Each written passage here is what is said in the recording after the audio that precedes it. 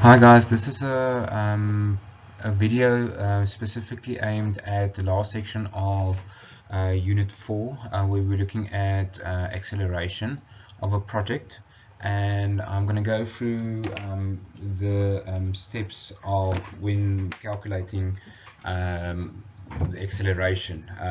So first thing first is the contractor has certain reasons why he would want to accelerate, and basically he just wants to make more money and get a better cash flow by getting off the site quicker. So he would like to lessen his liquidity damages.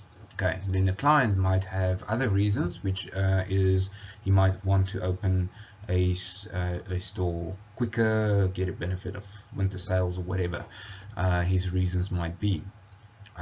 So the concept that we're going to look at is simple. We're going to look at normal time, and we're going to look at normal cost in contrast to crash time and crash cost.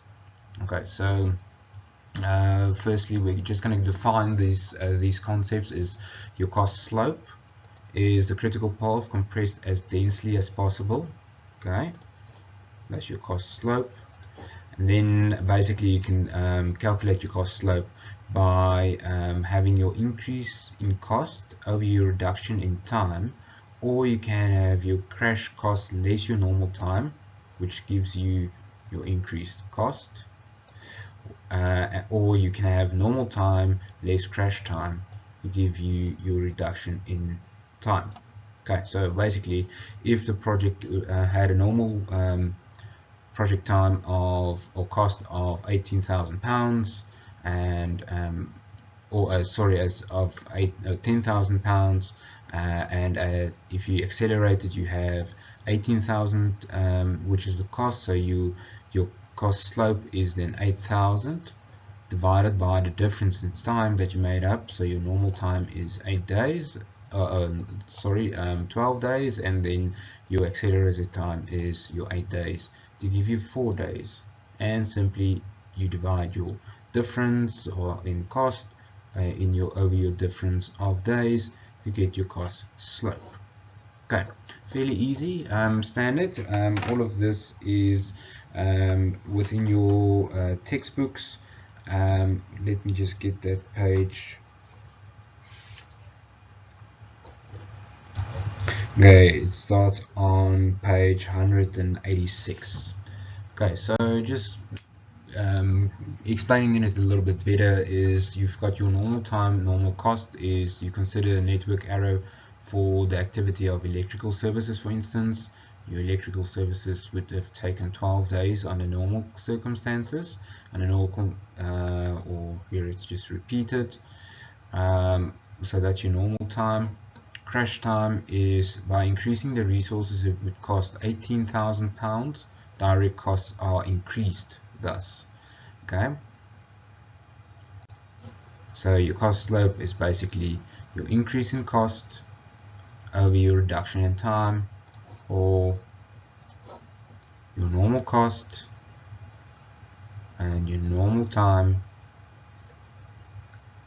over, or your crash time less your normal cost over your normal time less your crash time, which gives you 18,000 minus 10, 12 minus 8 gives you cost slope of £2,000 or rands if you want to. Okay, so that's basically just a repetition of what we did in the first slide.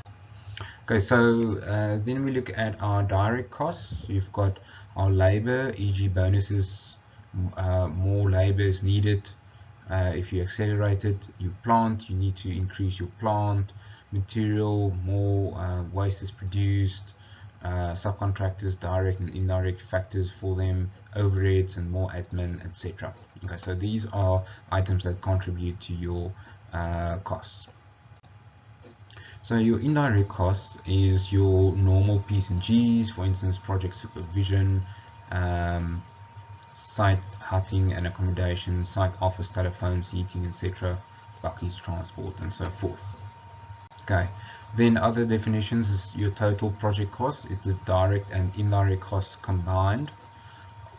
optimum project durations is where the most beneficial least cost situation occurs, taking into account both direct and indirect costs. Okay, so we're going to look at your total cost and your project duration by means of a example.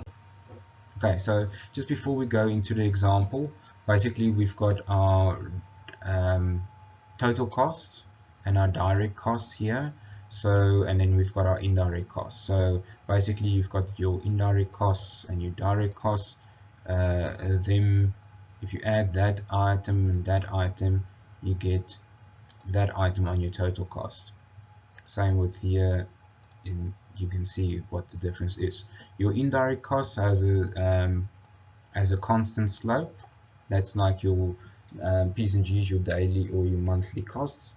Your direct cost is your more plant, like we highlighted earlier, which escalates if you reduce the time needed. Okay, so that is basically the concept. So we're going to look at that now, and then try and plot this on a graph. Okay, go. Okay, so that's just the explanation of where it goes to, and then this is what we're going to aim to calculate is our optimum time. Okay, so getting into our example. So if we look at our two scenarios, figure 9.40 shows a construction sequence involving activity A to I in arrow diagram format. The tubular data indicate the normal times, normal costs, crash times, crash costs, and the indirect costs of the project, which amounts to £2,000 per week. Okay, so this is that £2,000 per week. So on page 189, you can start reading. That's basically what I'm referring to. So, and then on page 119, you will see this diagram. Okay. So, in figure 9.41, the analyzed diagram based on the normal time situation, which gives an overall project duration of 28 weeks. Okay, so basically what they went to calculate is they just plotted the normal times to see what the actual normal time of this project is, because they you can't just add all of your days together, because they have different sequences. Like A takes 6, so they just added 6 here. B has a duration of 8. Sorry guys, this is not freehand. And then E has a duration of 6, and so forth. And then they calculate your critical path. I think on the next page we will be able to see that much better. But please have a look on this table and this diagram at your normal costs. This is information that's provided. Is total cost, okay, excluding the 2,000 per week, and then your crash time for these items is given here, and then your crash cost next to that. Okay, so to increase or to decrease item A to 4 days, it will cost you 20,000 pounds extra to do the work. Same with B, it will cost you to reduce it with 4 weeks, it will cost you £48 per extra for reducing the time.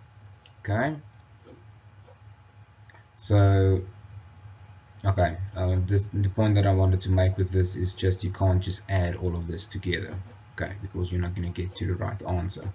Okay, so just looking at this table, figure 9.41, the analyzed arrow diagram based on a normal time situation, which gives an overall project duration of 28 weeks. The total project cost based on normal time has been calculated at £254,000. Basically, it is your 28 weeks times 2000, and that's added to your 98 direct costs, which gives you a final or total cost of 254,000. Okay, very simple to do. Is what they did is they just put in the time durations, and then they had a look at what the longest path is to see what the duration of the actual project is. So a simple way of doing that is starting from the back. I'm going to mark that in green, is and going backwards, so and looking for the longest path. Okay, so first item is D, that is on a critical path. That's 6 days. Then from here we can see that F is our next longest item, which is D, or given at 10 days. Then working from there it's 6, and then from there on it's A, which is our other day. So it's 6 plus 6 is 12, plus 10 is 22, plus 6 is 28 days, which I calculated there. Okay, so this is basic stuff that you did in PQM last year and also doing in project management this year. So please have a look at that. Then just okay, here's the critical path that I just drew in. Okay, cool. Okay, so now you've established what the critical path is, and now you need to rate your items in order according to your cost slope. So now you put in your items in a table like this, and you have your normal time listed here, your crash time, your saving in time, and then you've got your normal costs, your crash cost, increase in cost, and then your cost slope here, and then you rank your items from there downward. So what they've done is they've put the critical path here, the items, and then they rank their critical path items accordingly. So A, E, F, and D are basically listed there, and then they rank them according to the cost slope. Okay, so D is your least D has the least impact on your, or has the lowest cost slope, with A having the second lowest, and then E the third lowest, and then F the fourth. Okay, so basically it doesn't necessarily work like this. I don't know why they ranked it like this particularly, but if you go to your basically they just worked from according to your diagram 9.41, they just drew in the critical path. So this is the critical path that they just drew in going on here. Okay, so these items do not apply because they're not on the critical path. Okay, so once you've done that and you've calculated which one has or the ranking accordingly, and then you also added or calculated the amount of time you save for each item, then you go to the next step. Okay, please guys, and this is also explained very well in your textbook, so please read through that. So scenario 1 is a reduction of 5 weeks in the project duration in order to complete the project by week 23. The effect on the direct and indirect costs will be considered in order to achieve this reduction. So you're giving the scenario that you need to reduce your time duration with 5 weeks. Okay, so what happens is, okay, so we've got that. Now you can establish, okay, what items do I need to reduce this this project with 5 weeks? So we can see immediately A, E, and F will apply, and we're saving 2 weeks, 2 weeks, okay, and then we're saving 4, but we only need one of these to get to our required 5 weeks. Okay, so keep that in the back of your mind, and I think on the next table it actually explains it very well. Okay, so figure 9.45, the summation of the direct and indirect costs is displayed, and a point of graph where the cost suddenly increases in the position to the optimum time at least cost situation. This occurs at the end of week 24. Okay, so let's first look at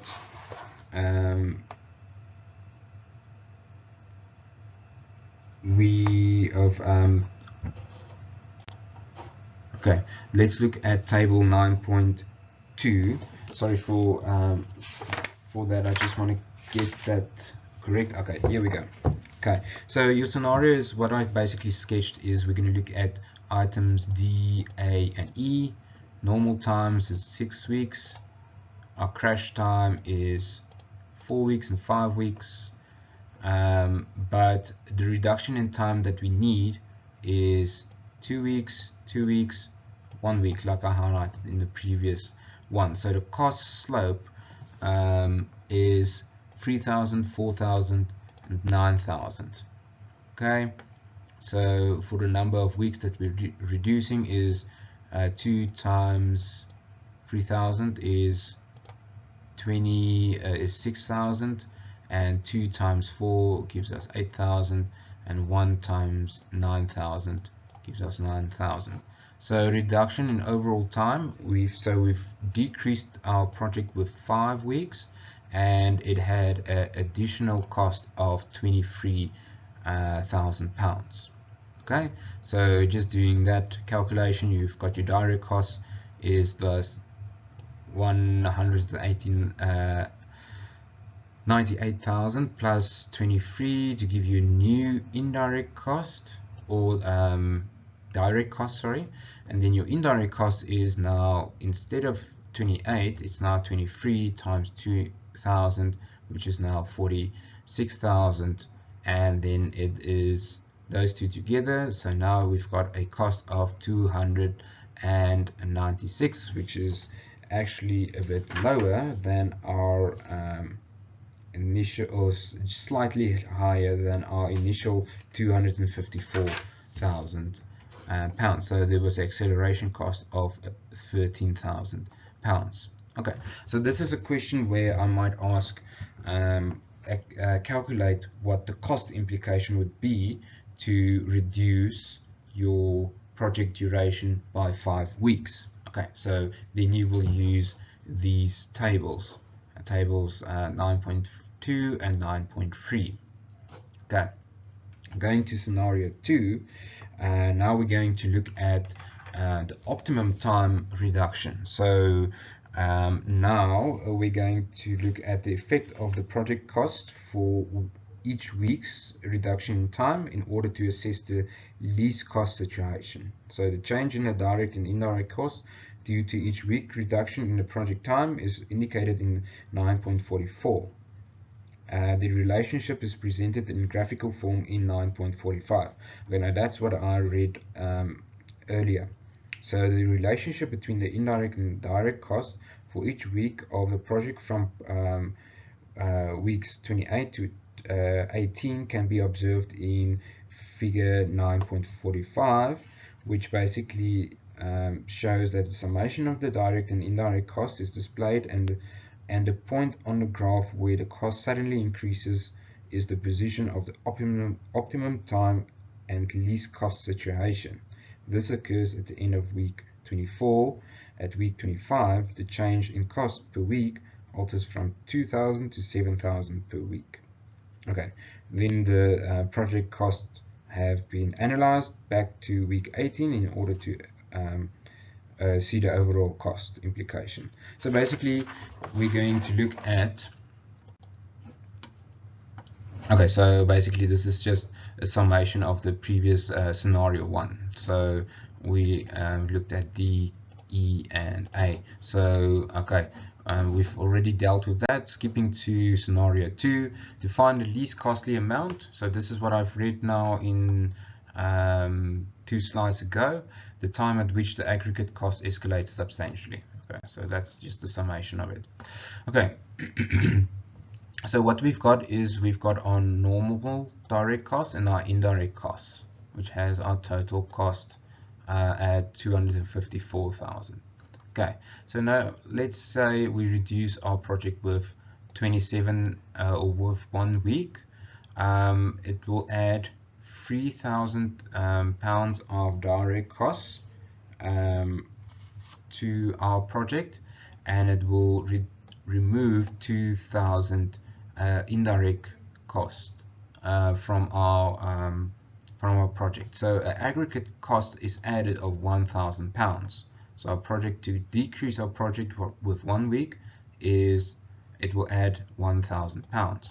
Okay, so then we do the same, reducing it with 1 week, we add 3,000 and we subtract 2,000. So aggregate of 1,000 is added, and we are at 256,000. Okay, that's for activity D. Okay, then we do look at activity A, which is, if we reduce it with 1 week, here we add 4,000 pounds and we subtract 2,000 for our indirect costs, and then we've got an aggregate of 2 and 250,000. Okay, so you can see it's fairly straightforward.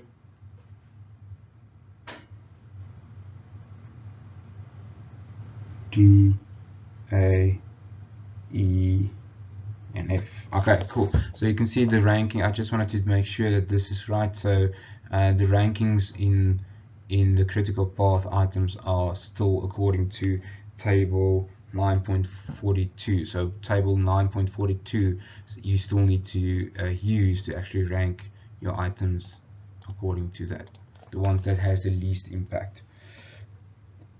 Okay, and then we look at item 20, or still with item A, we reduce it with another week and we still add an aggregate of 2. Then we do the same, and here we can see here's a substantial increase, jumps to 7,000, and here it goes to 8,000. Okay, and then it wasn't taken any further than that. Okay, so that is now figure 9.45. So all that we do now is we plot this on a graph. So our direct or indirect cost is very easy. We've got our normal cost is 55,000, and we reduce it with to was it 56? Sorry, 56,000. We reduce it with 2,000 each week that we reduce our project duration with. Okay, very straightforward. And then our increase of items, our direct costs, is as per the previous table. You just plot it. So initial one is 196, reducing it with 1 week, we get to 201,000, 204,000, 206, and so forth. And then we can see here it starts to jump from 212,000 to 221,000. Okay, and then going up, just adding this one to that one, we can see that we've got a big the slight jump here, and then here's that 7,000 jump that we highlighted in the previous table, which means that our optimum line of time least cost is at week 24. Okay, so the main thing about this exercise is to go through this example, work through it systematically, and just do the same whenever you're asked a question in the exam or in the test, to just refer to this and just apply this rationale. So let me just show, this is where the major jump is, and that's the optimum timeline. So yeah, so please have a look at this, and if you do have any questions, please do not hesitate to contact me. Thank you guys. Bye.